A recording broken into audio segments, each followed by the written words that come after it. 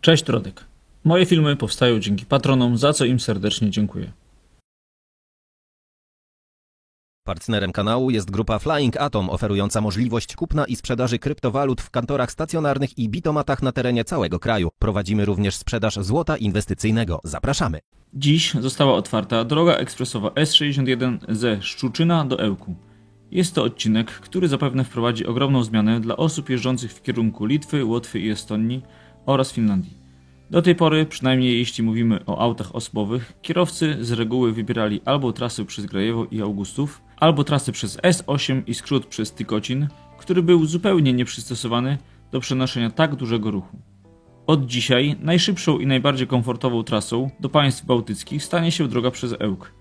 W filmie omówił otwarty odcinek oraz całą drogę S61. Można śmiało powiedzieć, że droga S61 rośnie obecnie w oczach. Jeszcze około rok temu mogliśmy korzystać jedynie z bardzo krótkich fragmentów ekspresówki. Historycznie pierwszymi otwartymi odcinkami S61 były dwie jednojezdniowe obwodnice Szczuczyna oraz Stawisk oraz 12-kilometrowy odcinek Raczki-Suwałki. Zostały one udostępnione kierowcom w latach 2013-2015. Kolejnym odcinkiem była szalenie potrzebna obwodnica Suwałk, otwarta w 2019 roku. Umowy w trybie zaprojektuj i zbuduj na realizację wszystkich pozostałych odcinków podpisano w 2017 i 2018 roku. To łącznie aż 190 km nowej drogi, w tym dobudowane zostały drugie jezdnie na obwodnicach Szczuczyna i Stawisk. Pierwsze 4 spośród tych odcinków zostały ukończone w zeszłym roku, kolejnym z nich jest fragment, który został otwarty dzisiaj, a 4 odcinki są jeszcze w budowie. Nowy odcinek zaczyna się na węźle Guty na północny wschód od Szczuczyna, a kończy na węźle Ełk Południe. Na węźle Guty istnieje możliwość zjechania na drogę krajową nr 61.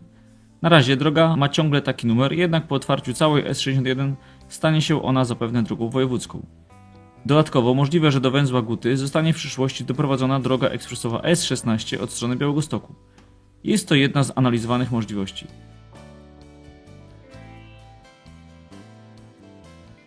Oddany dziś odcinek S61 ma długość 23 km i kończy się na węźle Ełk Południe. Tutaj musimy zjechać na drogę krajową nr 65 prowadzącą do Ełku. Po drodze oprócz wymienionych 2 węzłów jest jeszcze jedna para mopów, nie krasy. W przyszłości planowana jest tu budowa restauracji oraz stacji paliw. Omówię teraz całą drogę S61 zwaną Via Baltica. Droga ekspresowa S61 rozpocznie się w Ostrowi Mazowieckiej, gdzie będzie odchodziła od drogi ekspresowej S8 z Warszawy do Białegostoku, a zakończy się na granicy z Litwą w Budzisku. Docelowo będzie miała długość 221 km. Węzeł, na którym rozpocznie się S61, będzie nosił nazwę Ostrów Mazowiecka Północ i zastąpi zamknięty parę tygodni temu dotychczasowy węzeł o tej nazwie. Od tego węzła S61 jest w budowie do węzła Śniadowo. W ramach tego kontraktu przebudowana jest również istniejąca obwodnica Ostrowi Mazowieckiej na S8. Jest to bardzo dobra decyzja Generalnej Dyrekcji, bo ten odcinek był już w naprawdę kiepskim stanie. W moich filmach często krytykuję źle zaprojektowane węzły na polskich autostradach i drogach ekspresowych, więc tym bardziej cieszę się, że tym razem mogę powiedzieć Wam, że węzeł S8 z S61 jest w mojej opinii przemyślany bardzo dobrze. Główna część węzła ma kształt typu koniczyna, ale korzystać z niej będzie przede wszystkim ruch lokalny do i z Ostrowi Mazowieckiej. Natomiast ruch z S61 na S8 w stronę Warszawy i odwrotnie nie będzie w ogóle wjeżdżał na koniczynę. Dla tych relacji zaplanowano osobne, znacznie łagodniejsze łącznice o 2 pasach ruchu w każdą stronę. Łączą się one z S8 tak, jak należy projektować wszystkie połączenia mocno obciążonych dróg. Najpierw 2 pasy z S61 dołączą bez zwężeń do 2 pasów jezdni S8, a dopiero potem następuje zwężenie z 4 do 3 pasów i kawałek dalej z 3 do 2. Analogicznie na południowej stronie jezdni S8 pojawiają się 2 pasy wyłączania, które płynnie przechodzą w łącznicę prowadzącą na S61. Realizacją tego odcinka zajmuje się firma Polakła, a długość to 19,5 km. Oddanie do ruchu powinno nastąpić w październiku 2023 roku. Po drodze będzie m.in. węzeł Komorowo oraz para mopów kategorii pierwszej Sulęcin Wschód i Zachód. Następnie od węzła Śniadowo do węzła Łomża Południe S61 jest już otwarta. Po drodze mijamy m.in. mopy Chomentowo. Od węzła Łomża Południe do węzła Łomża Zachód S61 jest już wybudowana, ale nie jest otwarta. Stało się tak dlatego, że sam węzeł Łomża Zachód wraz z odcinkiem północno-zachodniej obwodnicy Łomży miała budować firma Totto, która jednak musiała zostać wyrzucona z budowy, więc mimo że droga na długości około 5 km jest gotowa, to nie może być udostępniona.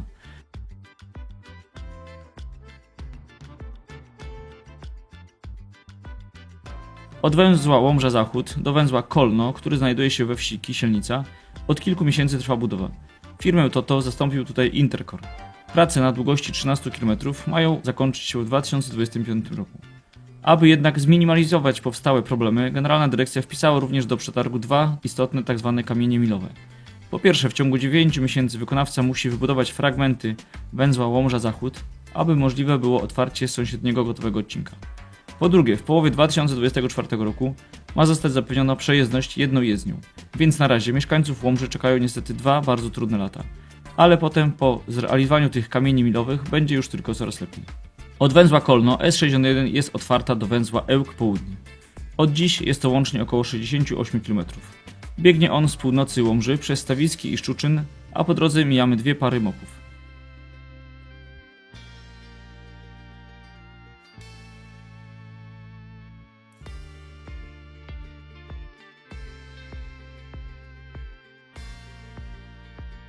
Następnie od węzła Ełk Południe S61 jest w budowie do węzła Kalinowo. Długość budowanego odcinka to 19 km. Realizacją zajmuje się Trakcja oraz Mostosol Warszawa. Droga ma niestety opóźnienia. Miała zostać otwarta do ruchu rok temu, ale będzie udostępniona wiosną przyszłego roku. Aby ominąć brakujący odcinek, po zjechaniu z S61 musimy najpierw pojechać na północ drogę krajową nr 65 prowadzącą do Ełku. Jest ona częściowo dwujezdniowa.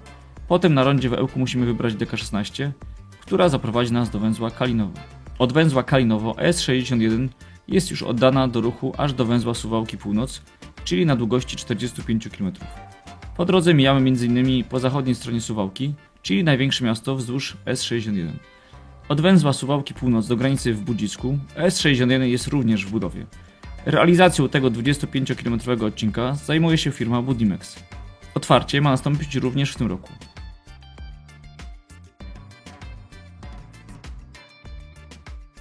A jak to wygląda po drugiej stronie granicy? Tam niestety budowa jeszcze się nie rozpoczęła, ale ma to nastąpić niebawem. Przez około 2 lata po polskiej stronie do granicy prowadzić będzie ekspresówka, a po litewskiej istniejąca droga jednojezdniowa. Potem z naszą S61 połączy się litewska A5. Wzdłuż S61 od Ostrowi Mazowieckiej do Budziska będzie docelowo 9 par mopów, czyli łącznie 18.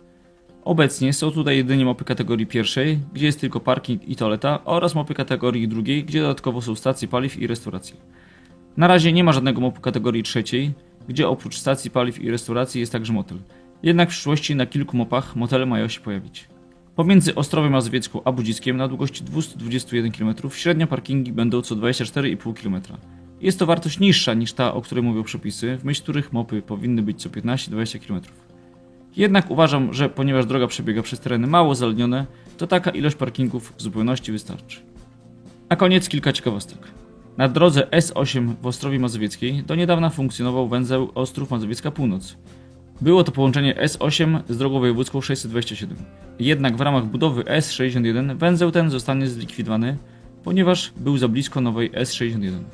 Obwodnica Stawisk jako jedyna w Polsce jest wykonana z 2 różnych rodzajów nawierzchni.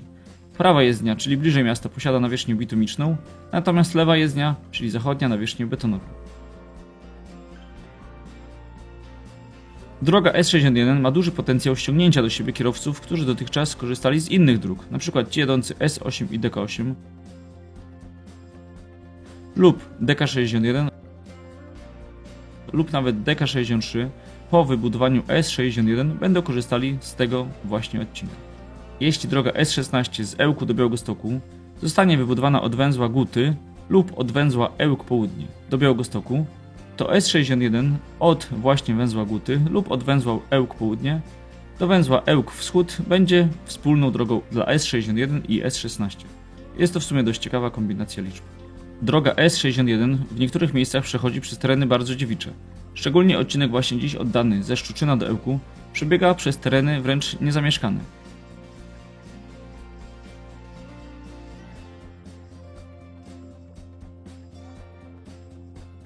Jej przebieg zapewnił też połączenie Ełku z Suwałkami po trasie, gdzie do tej pory nie było żadnego bezpośredniego połączenia. Choć miasta te leżą jedynie 50 km od siebie, dotąd były ze sobą wręcz fatalnie skomunikowane. Teraz ich mieszkańcy mogą jechać bezpośrednio, używając oddanego w zeszłym roku odcinka Kalinowo-Raczki. Droga S61 po oddaniu przejmie numer drogi międzynarodowej E67 z drogi S8 z Ostrowi Mazowieckiej do Białegostoku. S61 jako jedyna droga klasy A i S przechodzi przez jedno województwo, później przez drugie, po czym ponownie wraca do województwa pierwszego. Dzieje się tak między Szczuczynem a Suwałkami. Szczuczyn jest jeszcze w województwie podlaskim, następnie Ełk jest w warmińsko-mazurskim, po czym ponownie pomiędzy węzłami Kalinowo a Raczki wjeżdżamy do województwa podlaskiego.